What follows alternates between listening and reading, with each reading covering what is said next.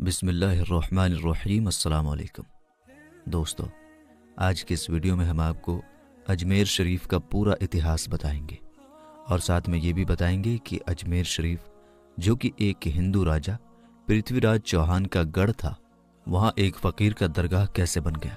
दोस्तों, अजमेर में उस वक्त एक मंदिर हुआ करता था जो अजमेर का सबसे बड़ा मंदिर था और वो मंदिर सिर्फ राजाओं और रानियों की पूजा के लिए ख़ास हुआ करता था। मंदिर के साथ ही एक तालाब था जिसका नाम अना सागर था। हिंदू उस तालाब के पानी को बहुत ही बरकत वाला, पवित्र समझते थे। उनका मानना था कि जो इस तालाब में नहा ले उसके सारे पाप धुल जाते हैं। उस मंदिर में रात को इतने ज्यादा दिए जलाए जाते थे कि सिर्फ एक ही रात 3.5 मन तेल उन दियों में इस्तेमाल होता था। आसपास के गांव देहात मंदिर के नाम थे और इन देहातों की आमदनी मंदिर पर खर्च हुआ करती थी। मंदिर में हजारों नौकर थे जिनका काम आने वाले लोगों की सेवा और देखरेख करना था और वो बताया करते थे कि कौन सा भगवान बेटे देता है और कौन सा देवता सेहत और तंदुरुस्ती देता है और किस मूर्ति की पूजा करने से दौलत बढ़ती है। ख्वाजा गरीब नवाज रहमतुल्लाह अलैह वहां आए और अना सागर के कुछ दूरी पर चटाई बिछाकर अपने मुरीदों के साथ बैठ गए। असर का वक्त था, लिहाजा आप ख्वाजा साहब ने हजरत कुतुबुद्दीन रहमतुल्लाह अलैह से आजान देने को कहा। कुफ्र और शिर्क से भरे अजमेर में अल्लाह के एक होने और हजरत मोहम्मद सल्लल्लाहु ताला अलैहि वसल्लम के रसूल होने का ये पहला ऐलान था। वहां रहने वाले लोग इस्लाम के बारे में कुछ भी नहीं जानते थे। चुनांचे आजान की आवाज सुनकर वो हैरान हुए और अपने घरों से निकलकर सब ख्वाजा गरीब नवाज और उनके मुरीदों को देखने लगे और अना सागर के पास भीड़ लग गई। ख्वाजा गरीब नवाज और उनके मुरीदों ने अना सागर के पानी से वुजू किया और नमाज पढ़ना शुरू कर दिया। सब हिंदू हैरान रह गए। वो सोच रहे थे कि सब भगवान तो मंदिर के अंदर हैं, तो ये लोग खड़े होकर कौन से भगवान के आगे झुक रहे हैं। शाम हुई तो राजा के ऊंट जो दिन में चरने के लिए गए थे अपने चरवाहों के साथ वापस आने लगे। इत्तेफाक की बात थी कि जहां हजरत ख्वाजा गरीब नवाज बैठे थे वो जगह राजा के ऊंटों के बैठने की जगह थी। चरवाहों ने बाबा साहिब से कहा कि ओ बाबा साहिब, यहाँ से उठिए क्योंकि ये जगह राजा के ऊंटों के बैठने की जगह है। ख्वाजा साहब ने फरमाया, इतना मैदान खाली पड़ा है, ऊंट तो कहीं भी बैठ जाएंगे, क्यों बेवजह हमें तंग करते हो। वो लोग नहीं माने और मुसल्ला उठाकर इधर उधर करने लगे और ख्वाजा साहब से बदतमीजी करने लगे और उन लोगों ने आखिरकार बहुत बदतमीजी से कहा कि यह राजा के ऊंटों के बैठने की जगह है और इधर राजा के ऊंट ही बैठेंगे, तुम लोग कहीं और अपना मुसल्ला बिछा लो। आखिरकार आप ख्वाजा साहब ने उठते हुए हजरत कुतुबुद्दीन से फरमाया, उठो कुतुबुद्दीन, ये कह रहे हैं कि ये ऊंटों के बैठने की जगह है, तो चलो मैं कहता हूं अब यहां सिर्फ ऊंट ही बैठेंगे। ये कहकर आप ख्वाजा साहब अपने साथियों समेत वहां से उठ गए और अगली सुबह जब ऊंटों को चराने के लिए ले जाने का वक्त आया और चरवाहों ने ऊंटों को उठाना चाहा तो उन्हें पता चला कि ऊंट उठ ही नहीं पा रहे हैं। उन्होंने ऊंटों को मार मार कर जबरदस्ती उठाना चाहा, लेकिन वो बैठे ही रहे। चरवाहे परेशान हो गए कि जो ऊंट उनके एक इशारे पर उठ खड़े होते थे आज क्यों नहीं उठ रहे हैं। आखिरकार उन्हें याद आया कि कल उस बाबा ने कहा था कि चलो अब यहाँ ऊंट ही बैठे रहेंगे। लोग जमा होना शुरू हो गए। कोई कह रहा था कि फकीर कोई बड़ा जादूगर है, किसी का मानना था कि वो कोई भगवान का नया अवतार है। बात राजा पृथ्वीराज चौहान तक जा पहुंची कि एक मुसाफिर फकीर ने राजा के ऊंटों पर जादू कर दिया है। राजा ने हजरत ख्वाजा मोइनुद्दीन चिश्ती को खबर भेजा कि तुम कैसे फकीर हो जो बेजुबानों को बांध रखा है, ये बेचारे भूख और प्यास से मर जाएंगे, इसलिए मेहरबानी करके अपना जादू वापस ले लो। ख्वाजा साहब ने फरमाया, हम मुसलमान हैं और मुसलमान बद्दुआ नहीं करते और ना जादू करते हैं।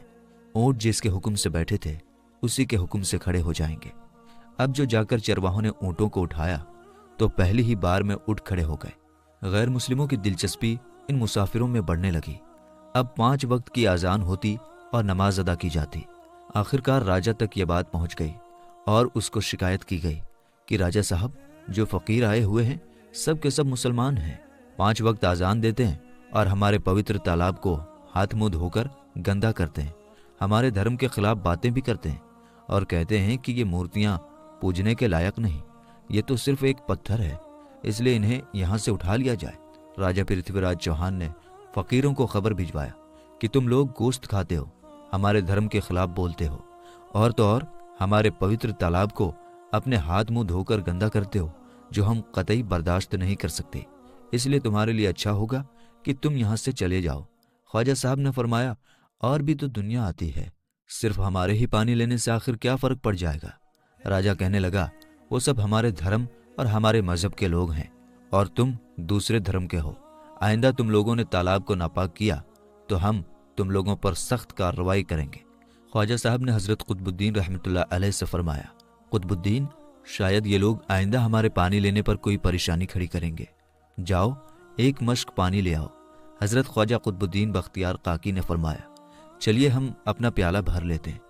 उन लोगों ने उनको प्याला भरने से मना कर दिया, लेकिन फिर बाद में जाकर वो लोग इस शर्त पर मान गए कि तुम्हारे जिस्म पानी से ना छुए तो हम ये प्याला तुमको भरने देंगे। मेरे दोस्तों, हजरत ख्वाजा कुतुबुद्दीन रहमतुल्लाह अलैह तालाब की सीढ़ियों पर जा बैठे और अपने प्याले को पानी में डुबो दिया। जब वो प्याला भर गया तो हजरत ख्वाजा कुतुबुद्दीन रहमतुल्लाह अलैह ने वो प्याला ऊपर खींच लिया। लेकिन फिर क्या था, जब वो प्याला पानी से बाहर आया, अना सागर का सारा पानी सूख गया और अना सागर की तह में सूखी रेत उड़ने लगी। मानो ऐसा मालूम हो रहा था कि अना सागर उस छोटे से प्याले में समा गया है। अना सागर को सूखना था कि पूरे अजमेर में कोहराम मच गया। गली मोहल्ले में चीखो पुकार और आहों की आवाजें शुरू हो गई। वो लोग रो रहे थे और कह रहे थे कि जो पाप हम अना सागर में नहाकर धुलते थे और पापों से छुटकारा पा लिया करते थे, अब हम क्या करेंगे? अब हम पापों का बोझ कहाँ लिए फिरेंगे? सारे इलाके में ये खबर फैल गई कि मुसाफिर फकीर ने जादू के जोर से अना सागर को सुखा दिया है। दोस्तों, जानते हैं आगे क्या हुआ? आगे हुआ ये कि राजा पृथ्वीराज चौहान अना सागर के सूख जाने की वजह से बहुत परेशान हुआ। उसने अपने वजीरों को बुलाया, सबसे यही कहा कि फकीर या तो कोई जादूगर है या फिर वाकई कोई पहुंचा हुआ फकीर है। साथ ही उनकी परेशानी बढ़ गई कि अजमेर की रौनक तो थी ही अना सागर के दम से। इसकी वजह से लोग दूर दूर से अजमेर आते थे और अपना ईमान ताज़ा करके लौट जाया करते थे। अना सागर के सूख जाने से हिंदू धर्म को सख्त धक्का लगेगा और ये बड़ी शर्मनाक बात थी। आखिरकार ये कहा गया कि फ़कीर से बात की जाए कि आखिर वो फ़कीर चाहता क्या है। अगर वो कोई ऐसी बात चाहता है जो हमें पसंद आए तो फिर हम उसकी बात को मान लेते हैं और उससे माफ़ी मांग लेते हैं। चुनांचे सब मर्द, औरतें और बच्चे जाकर फ़कीर की मन्नत करने लगे कि लोगों को इस परेशानी से छुटकारा दिलाइए और हम सब पर मेहरबानी कीजिए। हम सबसे जो गलती हुई है उसे माफ़ कर दो। हम अपने पापों का बोझ लेकर कहाँ जाएंगे और कैसे सुकून पाएंगे, क्योंकि हम लोग उसी तालाब में अपने पापों का बोझ धो लिया करते थे। यह तरीक़ा ज़्यादा आसान था। लिहाजा तमाम लोग बाबा साहब रहमतुल्लाह अलैह के पास आए और बोले, बाबा तुम भी वज़ू कर लिया करना, लेकिन भगवान के वास्ते हमारा अना सागर हमें लौटा दो। हज़रत ख्वाजा गरीब नवाज रहमतुल्लाह अलैह ने हज़रत कुतुबुद्दीन बख्तियार काकी से फरमाया कि जाओ उसी प्याले को वापस तालाब में डाल आओ। जैसे ही वो प्याला तालाब में डाला गया, अना सागर के नीचे सारा पानी उछल उछल कर अना सागर में आ गया। इस पानी ने कई दिलों को धो डाला। हिंदू कौम के इतिहास की किताबों में भी हिंदू इतिहास के लिखने वाले इस बात को मानते हैं कि उस शाम 32,000 गैर मुस्लिम कलमा पढ़कर मुसलमान हो गए। उन गैर मुस्लिमों के मुसलमान हो जाने से हिंदू पंडितों और आम हिंदुओं पर भी गुस्से का तूफान खड़ा हो गया और वो सोच में पड़ गए कि फ़कीर अगर कुछ दिन और रहा तो देवी देवताओं का नाम लेने वाला कोई नहीं रहेगा। लिहाजा लोगों ने राजा को मजबूर किया कि जल्द से जल्द कुछ किया जाए। राजा ने मंदिर के बड़े पंडित रामदेव को बुलाया और उसे बाबा साहब से मुकाबला रखकर जल्द से जल्द उन्हें हराने और अजमेर से बाहर निकाल देने का हुक्म दे दिया। रामदेव अपने वक्त का माना हुआ पंडित था, जिसके इल्म की काबिलियत की दूर दूर तक धूम मची हुई थी। दरअसल पंडित शैतानी और जादुई ताकतों का मालिक था। उसने राजा पृथ्वी को यह यकीन दिलाया कि जल्द ही राजा कोई अच्छी खबर सुनेगा। रामदेव बाबा ख्वाजा साहब रहमतुल्लाह अलैह के पास आया और उल्टे सीधे सवालात करना शुरू कर दिए। हज़रत ख्वाजा गरीब नवाज ने फरमाया, खामोशी ज़रूरी है। इसलिए हज़रत ख्वाजा रहमतुल्लाह अलैह खामोश रहे। जब रामदेव ने हद से बढ़कर शोर मचाना शुरू कर दिया तो हज़रत ख्वाजा गरीब नवाज ने उसकी तरफ आंख उठाई और मुस्कुरा कर फरमाया, रामदेव तू शोर मचा रहा है और मैं तेरे माथे पर ईमान का नूर चमकता हुआ देख रहा हूँ। बस इतना कहना था। न जाने क्या करिश्मा हुआ, देखते ही देखते बाबा रामदेव कदमों पर गिरा और रोते हुए बोला, बाबा साहब जिस धर्म के तुम हो उस धर्म में मुझे भी शामिल कर लो। सब लोग जो मुकाबला देखने आए थे सब हैरान हुए और बाबा रामदेव जो बाबा को हराने आया था खुद ही मुसलमान हो गया। इतिहास की किताबें भरी पड़ी हैं कि हज़रत ख्वाजा गरीब नवाज वो इकलौते बुजुर्ग हैं जिन्होंने 90 लाख गैर मुस्लिमों को मुसलमान किया।